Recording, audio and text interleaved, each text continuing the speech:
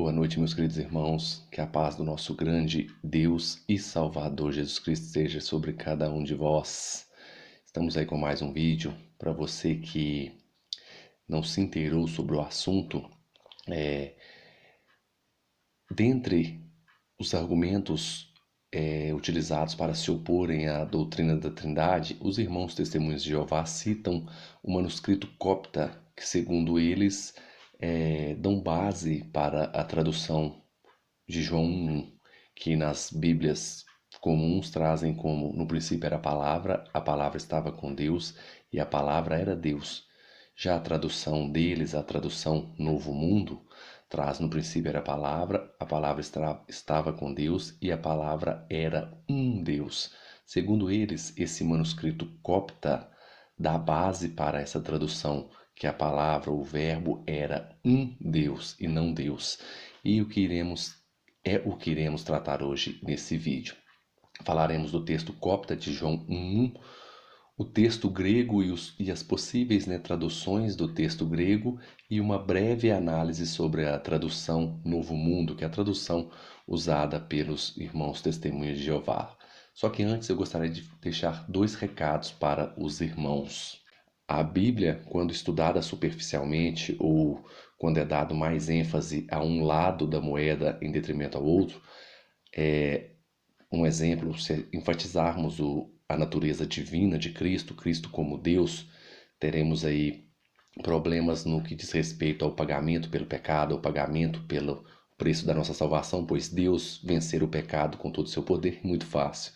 E se enfatizarmos, por outro lado, a natureza humana de Cristo, apenas a natureza humana, teremos aí um Cristo fraco, um Cristo que sofreu, um Cristo que clamou pelo Pai na cruz, um Cristo que é totalmente assim, um ser humano totalmente impotente. E a Bíblia, quando estudada assim de forma superficial, acaba dando margem para várias interpretações. E eu acredito que Deus fez isso por dois motivos. Primeiro, ele deixou assim a Bíblia, quando estudada superficialmente, dando margem para mais de uma interpretação, com o intuito de fomentar os estudos sobre a sua palavra e para que todas as denominações estivessem sempre estudando a sua palavra e pesquisando a sua palavra, para chegar a um denominador comum. E segundo, acredito eu que para Deus sondar o coração dos seus servos e no dia do juízo demonstrar a eles se eles criam verdadeiramente em sua palavra ou se eles criam e creram porque suas denominações ensinavam assim, ou porque todos de sua igreja criam assim, ou porque nasceram e desde criança aprenderam assim. Aí sim, ele provará se você cria em homens ou em sua palavra. E sem mais delongas, vamos para o texto copta de João 1:1. O copta representa o último estágio de desenvolvimento da antiga língua egípcia, sendo reconhecido por 4 dialetos e alguns especialistas dizem ser 6 dialetos. Dentre eles, os que deixaram textos bíblicos de grande importância para a crítica textual são os dialetos boárico e saídico. O boárico é típico ali da região sul do Egito, lembrando do Egito, e o saídico é da região norte, inclusive ali no Cairo. Ambos são dialetos, o copta é uma língua egípcia, É o estágio final da língua egípcia. E era escrito com o alfabeto grego acrescentado de mais 7 letras, E esses textos, os textos coptas, são datados ali de esse texto em especial do século VI depois de Cristo.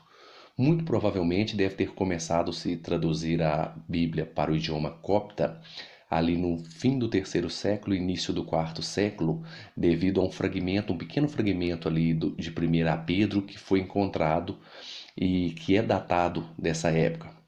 Só lembrando aos irmãos que copta é uma tradução do original grego, que foi escrito em língua do original da Bíblia, que foi escrito em língua grega, para o idioma copta egípcio. Só lembrando isso. E o texto copta, que é o texto mencionado pelos irmãos Testemunho de Jeová, traz a seguinte sentença: no princípio era a palavra estava com Deus e a palavra era um Deus. Traz literalmente que a palavra ali, o verbo, era um Deus. Além disso, também é verdade que o idioma copta foi o primeiro idioma em que fora traduzido o Novo Testamento, onde existe tanto o artigo definido quanto o artigo indefinido. Diferente dos demais idiomas aí, latinos, os sírios e até mesmo o grego, que possui apenas o artigo definido. Só que não podemos parar nossas pesquisas por aqui. Temos que dizer também que, embora o copta tenha tanto o artigo definido quanto o indefinido, temos que dizer também que o artigo indefinido pode ser entendido como qualitativo ou entendido qualitativamente, enquanto o artigo definido tem sido entendido apenas como tal, como definido. Isso é claro nas gramáticas coptas. E um exemplo disso é que não é mencionado pelos irmãos sinceros que usam esse texto para embasar a tradução de um Deus. Eles não mencionam que em João 1:1 está aí o verbo ou a palavra era um Deus. Mas no verso 18 do mesmo manuscrito se encontra: ninguém jamais viu a Deus, o Deus unigênito que está no seio do Pai é quem o revelou. Neste verso, o tradutor, né, utilizou aí o artigo definido tanto para se referir ao Pai como Deus, quanto a Jesus como Deus. Se fosse a ideia primária do tradutor ali dizer que Jesus, que o verbo era um Deus, ele deveria traduzir a parte referente a Jesus nesse termo do verso 18 como um Deus novamente, como fez ali no verso 1. Por que ele não fez isso? Provavelmente porque essa não é a leitura correta para o verso 1 de João ali. A palavra era um Deus. Provavelmente essa não era a leitura correta. E temos que lembrar também que no copta não existe substantivo anartro, ou seja, sem artigo, desacompanhado de artigo. Sendo assim, o tradutor teria que escolher entre usar o artigo definido ou indefinido em todas as sentenças. E se ele deixasse esse texto de João 1 sem artigo, soaria gramaticalmente incorreto, estranho para os seus leitores. Ele teve que decidir entre usar o artigo definido ou indefinido. Temos que ter em mente que, caso o copta utilizasse o artigo definido nessa sentença e o verbo era o Deus, causaria confusão de identidade, visto que o definido já foi utilizado para o Pai. E assim favoreceria também a crença do sabelianismo, que foi uma crença que cresceu muito ali na metade do terceiro século, segundo século, terceiro século, né? Que dizia que o Deus Pai é o Deus, é o único Deus. Ele veio e se manifestou na Terra em forma de Jesus Cristo e voltou ao céu e hoje se manifesta na forma do Espírito Santo, ou seja, é um Deus só que se manifestou na forma do Pai, do Filho e do Espírito Santo. Essa interpretação de Sabélio, né, o sabelianismo, e essa interpretação tem vários problemas, inclusive como que Jesus orava ao Pai, sendo que Jesus é o Pai que está se apresentando como Filho. Essa interpretação de Sabélio era uma interpretação corrente na época. Se o autor utilizasse ali e a palavra era o Deus com um artigo definido, ele estaria dando força para essa interpretação. Por isso, ele escolheu o artigo indefinido para fazer distinção entre os dois ali, entre o pai e o filho, e para soar melhor aos seus ouvintes. E é válido ressaltar que nenhum pai da igreja, antes do texto copta e também ali antes de Nicéia, fez ou se referiu a Jesus como sendo um Deus. Ninguém. E os pais da igreja, todos falavam mais de um idioma, conheciam o grego e ninguém, seja de tradição latina, de tradição siríaca ou grega, ninguém leu o texto dessa forma. E sem contar que, como Atanásio de Alexandria, que Alexandria é no Egito. Atanásio de Alexandria, nascido no Egito, que foi um grande defensor da Trindade e ele falava o idioma copta. Temos que ter isso em mente. Falando o idioma copta e tendo domínio da língua grega. Ele não fez menção, nem ele nem ninguém, que esse texto de João 1 teria essa leitura, como os irmãos Testemunho de Jeová apresentam hoje, que Jesus seria um Deus. Assim também como Tertuliano, que morreu ali no ano 225, depois de Cristo, né? 100 anos antes do Concílio de Nicéia. Tertuliano também não fez uma leitura desse texto e foi um ferrenho defensor da Trindade ali 100 anos antes do Concílio de Nicéia, para aqueles que dizem que a Trindade começou no Concílio de Nicéia. Creio eu que o que começou no Concílio de Nicéia foi o movimento antitrinitariano que surgiu ali com Ário. A Trindade já existia, o movimento antitrinitariano que surgiu nesse tempo, no tempo ali que antecedeu um pouco o Concílio de Nicéia. E sem mencionar também ali Teófilo de Antioquia, que no ano 180 ali foi o primeiro a utilizar a palavra trias no grego, significando trindade, para se referir à trindade, no ano 180 a.C. Temos que mencionar também Paulo, embora os apóstolos não disseram explicitamente sobre a trindade, mas vemos em seus escritos que eles tinham claramente a doutrina da trindade em suas pregações, em sua mente. Um exemplo, um texto que eu gosto muito é o texto de Romanos 8:8, que diz assim: portanto, os que estão na carne não podem agradar a Deus. Vós, porém, não estáis na carne, mas no Espírito. Se de fato o Espírito de Deus habita em vós, se alguém não tem o Espírito de Cristo, esse tal não é dele. Se, porém, Cristo está em vós, o corpo, na verdade, está morto por causa do pecado, mas o Espírito é vida por causa da justiça.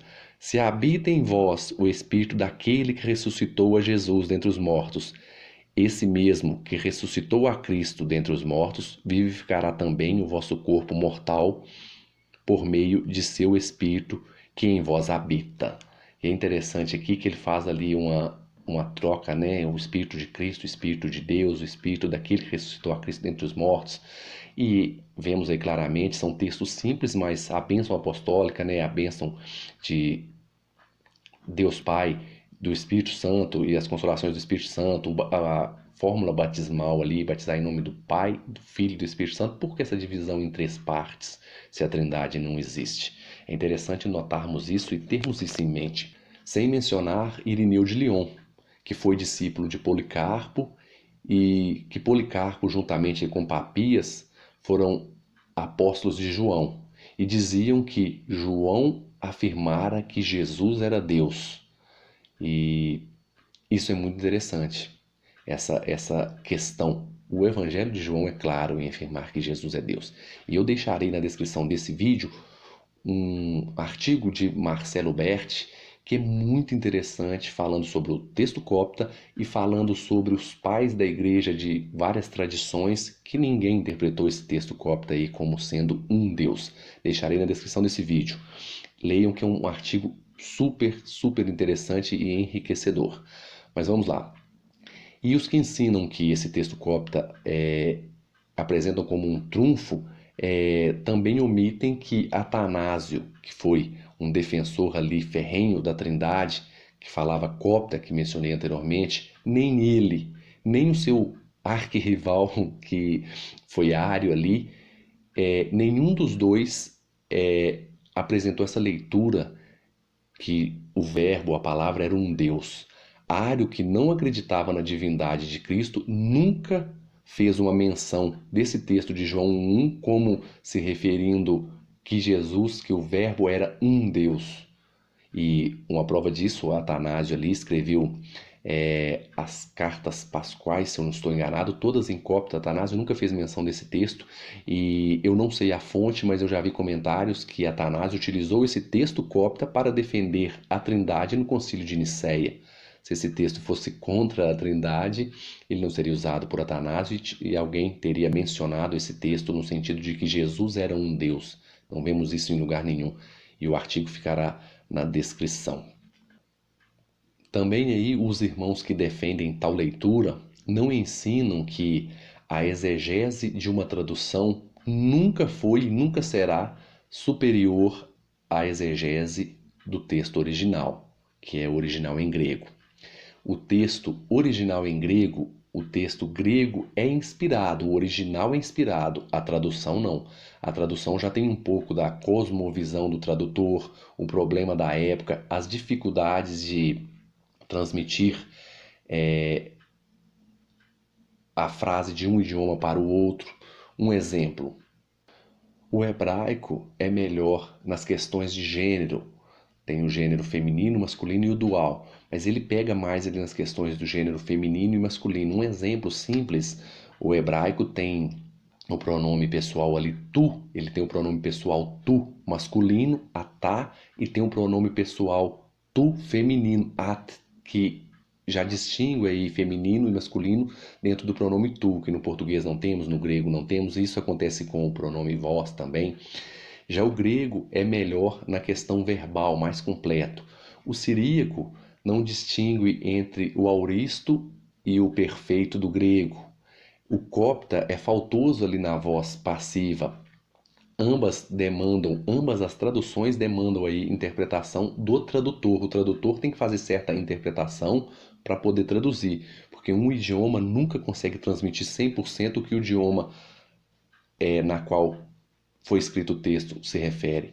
O que foi escrito em grego, apenas quem fala grego fluentemente entenderá com perfeição. Qualquer idioma que receber a língua grega terá certas dificuldades. Isso não é mencionado pelos defensores do texto copta. E veremos também que existem várias maneiras de se indefinir um texto e que falar que Jesus é Deus se enquadra com o que a Bíblia apresenta, pois Jesus é uma das três pessoas que compõem a Trindade, que compõem o único Deus. Falar que Jesus é um Deus já vai contra ali o princípio de Isaías 43:10.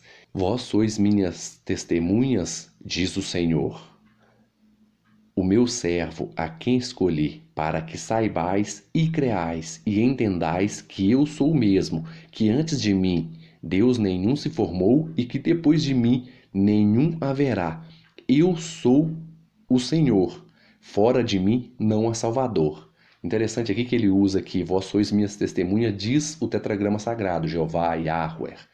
E no verso 11 diz, eu sou Jeová, Yahweh, usa o tetragrama sagrado, e fora de mim não há Salvador. De acordo com Mateus 1:21, Salvador é Cristo. Aqui diz que não houve Deus antes nem depois. Aí eles tentam argumentar, isso é uma implicação séria, quando o remendo sai pior que o buraco. Você dizer que Jesus é um Deus, a implicação é bem maior do que dizer que ele é Deus, que ele é um das três pessoas que compõem a Trindade. Um exemplo disso é que, se entendermos ali Jesus como sendo um Deus, por mais que eles tentem argumentar, não, mas isso aí não, a Bíblia chama o diabo de Deus desse século, a Bíblia chama os ímpios ali do Salmo, acho que 82, de deuses. É totalmente diferente, meus irmãos, o contexto. Falando que o diabo é o Deus desse século, falando ali que aqueles iníquos, aqueles ímpios eram deuses, é totalmente diferente do contexto de João 1:1. Um exemplo, se tivesse assim, no princípio Deus criou tudo e o diabo estava com Deus e era Deus, aí está em pé de igualdade. Ou se tivesse ali no princípio criou Deus os céus e a terra e os juízes iníquos chamados de deuses estavam lá, aí também é uma citação em pé de igualdade, mas são textos diferentes, contextos extremamente distintos, e o pessoal quer comparar, chamar Jesus de Deus em um texto que está falando sobre o início de tudo, o princípio de tudo, onde ele já existia no princípio e não foi criado, com um texto ali que chama os ímpios de Deus. É uma comparação muito fraca, é uma comparação muito frágil, e é uma comparação assim que eu acredito que quem faz esse tipo de comparação aí não tem o mínimo discernimento de contexto e de interpretação de texto, porque comparar esses contextos é um absurdo, né? Essa é uma das argumentações. E esse caso que o remendo sai pior do que o buraco, vamos fazer algumas análises aí sobre o texto de João 1:1. O texto original diz, e o verbo era Deus, a tradução correta original. Kai Theos en ho logos, e o verbo era Deus. E se João quisesse transmitir uma outra mensagem, quisesse ensinar uma outra coisa, tem várias formas de se escrever e o verbo e a palavra era um Deus. Ele poderia usar o numeral 1 ali, ó, reis, ren ou mia, que é feminino, mia não, né, mas reis ou ren. Ele poderia escrever dessa forma o texto de João 1:1, se ele quisesse dizer que Jesus era um Deus. Ele poderia dizer kai ho logos en reis theos. Ele poderia usar essa forma, porque dessa forma ele diria que o verbo era um Deus, que existem, como eu disse, várias formas de se indefinir um texto. Mas se ele quisesse também ali e se ele escrevesse o texto ali com um artigo, como a controvérsia ali sobre o artigo, se ele escrevesse o texto ali, kai ho logos en ho theos, ele estaria dando base para o sabelianismo. Aí ficaria, e o verbo era o Deus. Assim como se o tradutor do copta colocasse um artigo definido, estaria dando base para o sabelianismo. O verbo era o Deus, e a palavra era o Deus. E o Pai e Jesus Cristo são pessoas distintas, e ambos juntos formam um único Deus. Por isso João não colocou o artigo ali, e essa não era a intenção de João, dar margem para o sabelianismo. E outra coisa interessante é que se ele quisesse também escrever e o verbo e a palavra eram um Deus, bastaria ele inverter a ordem das palavras e escrever kai ho logos en theos. Aí ficaria, e o verbo era um Deus, porque uma regra que eles tentam diminuir, uma regra que eles tentam ignorar, que é uma regra de Cowell, não uma regra de Cowell, né, descoberta por Cowell, porque não sei quantos de vocês sabem, a língua portuguesa, se você quiser saber como a língua funciona, você pega uma gramática, estuda e entende ali que o pronome do caso é oblíquo, não pode ser sujeito de uma oração e tal. A gramática normatiza a língua. Já os textos antigos, o hebraico, o grego, os estudiosos vão observando como que as palavras se comportam dentro do texto, como que a estrutura da frase é montada e analisam, geralmente aqui, quando o predicativo vem antes do verbo e vem sem artigo, ele é definido, porque ele está antes do verbo. Se ele estiver depois do verbo, ele tem que ter o artigo para ser definido, e se estiver sem artigo, ele é indefinido. Aí, ao observar e estudar os textos, que eles montam as regras gramaticais. E Cowell, estudando o texto, descobriu que um predicado nominativo definido não tem artigo quando precede o verbo, que é o caso de João 1:1. Quando ele é pré-verbal, vem antes do verbo, somente quando o mesmo se encontra após o verbo. Isso aí é a frase aí de Ernest Cudman Cowell, que nasceu aí em 1901, morreu em 1974. E aí eles tentam dizer que a regra de Cowell não funciona e tal, mas que não existe. Só que eles esquecem que 400 anos antes de Cowell, Martinho Lutero fez essa citação. Martinho Lutero fez a seguinte citação: a falta de um artigo vai contra o sabelianismo e a ordem das palavras vai contra o arianismo. Foi o que vimos aí anteriormente. Se ele tivesse colocado o artigo e o verbo era o Deus, ele favoreceria o sabelianismo. Então a falta do artigo vai contra o sabelianismo. E a ordem das palavras, né, o predicativo está antes do verbo, vai contra o arianismo. É muito interessante. Uma coisa que Cowell afirmou, Martinho Lutero 400 anos antes já tinha afirmado. E eles tentam negar. E é interessante que o texto original diz kai theos en ho logos, e o verbo era Deus, tradução correta para o original grego. Essa é a fé ortodoxa, a fé bíblica. E quando os irmãos aí Testemunho de Jeová e os tradutores da tradução Novo Mundo aceitam que não se pode traduzir como indefinido, eles mudam o argumento, né? Que eles veem, não pode traduzir como indefinido, que não encaixa, fica errado, nenhum estudioso aceita isso. Aí quando eles entendem e aceitam que ali não pode ser traduzido como indefinido, eles mudam o argumento. Aí eles dizem que o verbo era Deus, porém Deus com D minúsculo, mas ali no sentido não de Deus, no sentido de divino. Aí já mudou o argumento.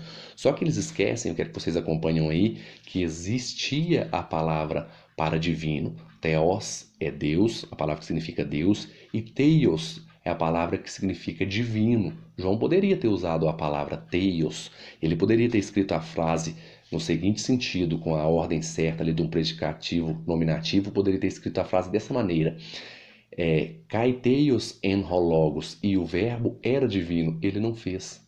Ele não fez dessa forma. Por quê? Não era a intenção de João dizer que o verbo era divino, e sim que o verbo era Deus.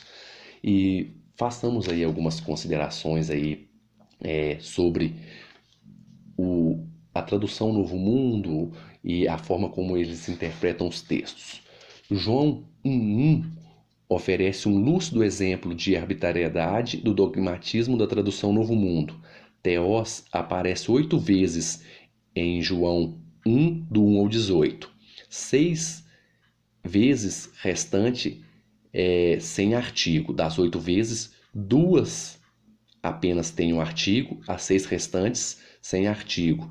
E essas 6 restantes foram traduzidas como Deus, um Deus e o Deus. Ou seja, olha a inconsistência deles para traduzir o termo, né? E temos que mencionar também que no Novo Testamento há 282 ocorrências de Theos anartro, ou seja, Theos sem artigo, mas somente em 16 casos, né, 16 ocorrências, os tradutores da tradução Novo Mundo foram fiéis a seu princípio, ou seja, de 282 vezes que a palavra Theos aparece sem artigo, apenas em 16 eles traduziram sendo fiéis a seu princípio. Isso é muito interessante, né? E agora eu gostaria de ler com vocês aí um comentário de um gramático, R.H. Coutts, que ele faz um comentário sobre os tradutores e a tradução do Novo Mundo. Diz assim, o seu comentário: se expandirmos a discussão a outros termos anartro no prólogo joanino, observaremos outras inconsistências. É interessante que a tradução do Novo Mundo traduz Theos como um Deus sobre a base simplista da ausência do artigo, o que, sem dúvida, é insuficiente. Seguindo o princípio anartro, igual indefinido, teríamos arche, significaria um princípio, zoe, uma vida, parateu, de um Deus, Johannes, um João, Theon, um Deus, etc. Todavia, nenhum desses anartros foram traduzidos com artigo indefinido. O que resta é suspeitar-se fortemente das bases teológicas de tal tradução. Esse é o comentário aí de R.H. Coutts, um gramático conceituado. E um exemplo aí, meus irmãos, que demonstra que essa tradução um Deus está totalmente equivocada e não tem suporte nenhum. Não tem suporte nenhum. Às vezes a gente trata assim, não, tem base, parece que tem base. Eles têm um pouco de razão, não tem suporte nenhum para essa tradução de o verbo era um Deus, suporte nenhum. Um exemplo disso, vemos aí em João 4:24, né, o caso da mulher samaritana, diz assim, pneuma hotheos. Se formos analisar de acordo com a ideia dos tradutores da tradução Novo Mundo, teríamos que ler esse texto, ao invés de ler Deus é Espírito, teríamos que ler Deus é um Espírito ou Deus é espiritual. Mas o correto é Deus é Espírito, pneuma hotheos, Deus é Espírito, pneuma aí não vem marcado aí com um artigo, entende? Outro texto também, outro exemplo aí, Filipenses 2:6, que diz aí, toeina e sateu, o ser igual a Deus. De acordo com a compreensão deles, deveríamos ou ler o texto de outra forma, ou Paulo deveria ter colocado um artigo. Então, de acordo com a compreensão deles, o texto deveria ser lido o ser igual a um Deus, que é dizendo ali que Jesus não julgou com usurpação ser igual a Deus o Pai, deveria ser igual a um Deus, porque ele também não tem artigo. E outro exemplo também que podemos usar ali, Romanos 1:7. Romanos 1:7 diz assim, Eirene apoteu patros remon, a paz de Deus nosso Pai. De acordo com a compreensão deles, deveríamos ler esse texto, a paz de um Deus nosso Pai, porque ele também não tem artigo. Isso acontece aí com esses textos e agora fica a dúvida, ou devemos mudar a forma de ler esse texto, ou eles erraram e deveria pôr um artigo ali. entende? É muito complicado. Vemos aí que o problema não é a regra, a falta do artigo, e sim as ideologias por trás dos textos para adequá-los à sua crença. Isso é muito importante termos em mente. Ao falar de João 1, eles dão vários exemplos de outros textos bíblicos para tentar encontrar apoio para a sua tradução, mas vamos conferir aqui alguns textos de sua própria tradução que eles usam para dizer que aquele texto ali tinha que ser traduzido como como indefinido. Mas vamos analisar aqui textos das traduções deles. Vamos analisar aqui a tradução Novo Mundo, 2013, ela traduz o texto ali de João 4,19, da mulher samaritana, diz assim: a mulher disse, vejo que o Senhor é um profeta. Eles usam esse texto para dizer que a tradução deve ser um profeta. Só que eles não mencionam que na tradução do Novo Mundo de 1967, ali aquela capa verde, esse mesmo texto foi traduzido dessa forma, João 4,19. A mulher disse-lhes: Senhor, percebo que és profeta. Entende? Isso eles não mencionam. Eles não mencionam também ali a tradução Novo Mundo de 2013, a capa cinza, traduz João 6,70, que é um texto citado por eles para tentar dar base para um Deus ali em João 1. Eles citam João 6,70.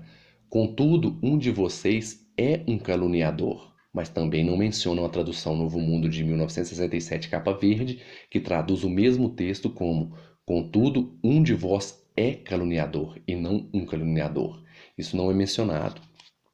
Temos aí também outro texto mencionado por eles, que é o texto ali de João 9,17, na tradução 2013, capa cinza, está: o homem respondeu, ele é um profeta. Eles não mencionam também que a tradução deles, a tradução de 1967, capa verde, traduz o mesmo texto como: o homem disse, ele é um profeta. Ou seja, eles mudaram os textos da sua última tradução aí para tentar justificar o injustificável. E sem falar na tradução ali de João 1:1. Na tradução aqui de 2013, da capa cinza, eles vertem o texto: no princípio era a palavra, e a palavra estava com Deus, e a palavra era um Deus. Na versão 2013. Na versão 1967, eles traduzem assim, a capa verde: no princípio era a palavra, e a palavra estava com o Deus, e a palavra era Deus, porém com D minúsculo. Eles não mencionam que ali foi traduzido como um Deus na mais nova, e na mais antiga, a primeira tradução deles, como Deus, porém com D minúsculo. Agora que eles estão mudando aí. E vemos aí muitas dificuldades na tradução Novo Mundo. Uma coisa que eu acho que a tradução Novo Mundo falha muito, ela não é questão assim apenas de regra gramatical, de coisas que só os especialistas entendem. Coisas simples eles modificam. Um exemplo que eu gosto muito, que é fácil de perceber. Você pega o texto aí de Colossenses 1,16. Na tradução Novo Mundo, na última, ali diz: pois nele foram criadas todas as outras coisas. No original grego não aparece esse outras coisas. Está no original grego, está: pois nele foram criadas todas as coisas. No original não aparece ali a palavra halos ou heteros, não aparece. Eles acrescentaram essa palavra ao texto. Isso é um acréscimo, meus irmãos. A questão não é só regra gramatical, a questão é que eles forçam a tradução. No texto ali de Atos 20:28, eles fizeram a mesma coisa. O texto de Atos 20:28 diz o seguinte: atendei por vós e por todo o rebanho, sobre o qual o Espírito Santo vos constituiu bispos, para pastoreardes a igreja de Deus, a qual ele comprou com seu próprio sangue. Na tradução deles, vejam aí vocês, eles colocaram a igreja que Deus comprou com o sangue de seu próprio filho. No original grego não aparece ali a palavra huios, né, a palavra filho. Foi um acréscimo que eles fizeram ao texto bíblico. Isso é um acréscimo, meus irmãos. O problema deles não é apenas com regras. Eles acrescentam palavras ao texto. E aí eu pergunto a vocês: o que mudou? Será que o texto original mudou? As regras gramaticais mudaram? Ou a tradução deles, que seguindo as regras gramaticais, traziam-lhes dificuldades teológicas? Fica essa pergunta no ar. E eu finalizo lendo 2 textos com vocês, que diz o seguinte, Deuteronômio 4:2. Deuteronômio 4:2 diz o seguinte: Nada acrescentareis à palavra que vos mando, nem diminuireis dela, para que guardeis os mandamentos do Senhor vosso Deus, que eu vos mando. Nada acrescentareis nem diminuireis da palavra do Senhor. Temos aí também um outro princípio, que é o mesmo princípio, o princípio universal. Temos aqui em Apocalipse, capítulo 22, verso 18. Eu, a todo aquele que ouve as palavras da profecia desse livro, testifico. Se alguém lhe fizer qualquer acréscimo, Deus lhe acrescentará os flagelos escritos nesse livro. Se alguém tirar qualquer coisa da palavra do livro desta profecia, Deus tirará a sua parte da árvore da vida, da cidade santa e das coisas que se acham escritas neste livro. Fica aí a questão, meus queridos irmãos. O texto não deve ser mexido, acrescentado nem tirado. Eles, além de forçarem regras gramaticais, ainda acrescentam a tradução Novo Mundo, coisas ao texto, palavras ao texto. Faço, meus queridos irmãos, esse vídeo não com o intuito aí de disseminar ódio, de criar divisões dentro do corpo de Cristo, e sim porque devemos pregar a verdade. E eu sei que os irmãos Testemunho de Jeová são muito sinceros e fiéis às suas crenças. Já a Torre de Vigília, o Corpo Governante e a Tradução Novo Mundo não são fiéis e sinceros a eles. Se a Torre de Vigília, o Corpo Governante e a Tradução Novo Mundo fossem fiéis a eles, como eles são fiéis às doutrinas apresentadas, sem dúvida a Igreja Testemunha de Jeová seria a melhor e mais fiel igreja sobre a face da terra. Ou seja, seria a igreja única e verdadeira. Porque todos os testemunhos de Jeová são bons cidadãos, têm uma família exemplar, são muito retos diante da sociedade, são pessoas assim, nota 1000. E a tradução Novo Mundo, a Torre de Vigília, o Corpo Governante, não são fiéis a eles como eles são fiéis a ambos. E isso é muito triste. Isso é muito triste porque são pessoas sinceras e isso é um desrespeito. Eles merecem ter conhecimento, às vezes, da Torre de Vigília, e eles controlam, regulam o conhecimento, isso não deve ser feito, não demonstram as duas partes da moeda, e a tradução Novo Mundo agora traz uma tradução com acréscimo, interpolação, adulterada, uma tradução distorcida, e ainda fazem isso, controlam a informação. Por isso fica aqui esse vídeo, espero ajudar vocês. Esse intuito desse vídeo não é criar contendas e divisão, apenas repito, eu faço esses vídeos com o intuito porque eu amo vocês, meus irmãos Testemunhos de Jeová, porque se nós, defensores da Trindade, estivermos errados, nós responderemos pelo pecado de idolatria, apesar que a Bíblia manda adorar Jesus, embora vocês traduzem diferente, mas responderemos pelo pecado de idolatria, mas adorar um ser que é tido em pé de igualdade com Deus. E a Bíblia diz que todo pecado tem perdão, menos o pecado de blasfêmia contra o Espírito Santo. Já se vocês estiverem errados, vocês, além de negarem o Espírito Santo como Deus, podem se enquadrar até numa blasfêmia contra o Espírito Santo. Não aceitarem Jesus como Deus, que foi a tradução que eu apresentei do texto do vídeo passado ali, se não credes que eu sou, morrereis nos vossos pecados, João 8:24. Então, eu acredito que se vocês estiverem errados, vocês estarão em maus lençóis, pior do que nós. Por isso eu tento demonstrar a vocês que Cristo é Deus, pois todos nós dependemos de Cristo, de aceitá-lo como Deus para termos o direito à vida eterna. Por isso e com esse intuito que faço esses vídeos. Espero ter ajudado aí, que Jeová seja com todos, sejam com vocês, e que esse vídeo aqui sirva para fomentar e ajudar as pessoas, os irmãos Testemunhos de Jeová a estudarem mais, para aprendermos juntos. E temos muito que aprender com eles e eles com nós também. Que Jesus seja com todos, que o Espírito de Deus nos guie em toda a verdade.